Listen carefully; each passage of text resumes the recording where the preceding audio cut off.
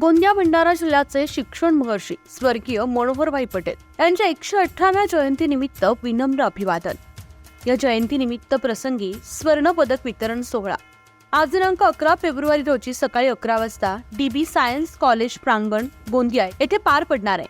तसेच या शुभ प्रसंगी शासकीय वैद्यकीय महाविद्यालय गोंदियाच्या नवीन इमारत भूमिपूजन कार्यक्रम सोहळा देखील पार पडणार आहे. या नव्या रुग्णालयाकरता 13.62 हेक्टर जमीन संपादित करण्यात आली आहे. सुरुवातीला 100 विद्यार्थी क्षमतेच्या या महाविद्यालयाची क्षमता वाढवून 150 विद्यार्थी करण्यात आली. सोबतच रुग्णालयाची क्षमता 650 खाटांची करून नव्यानं मान्यता देण्यात आली.